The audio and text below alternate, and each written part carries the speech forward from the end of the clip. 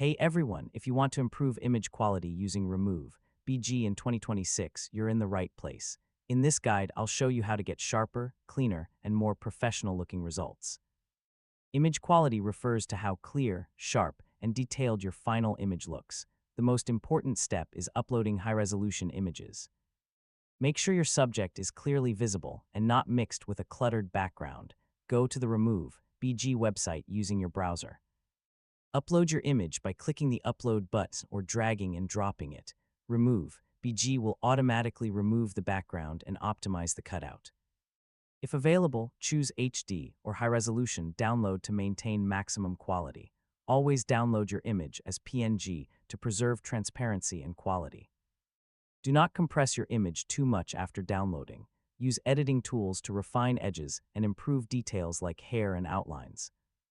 For best quality results, always use well-lit photos with good cameras or smartphones. A common mistake is using blurry or heavily compressed images, and that's it.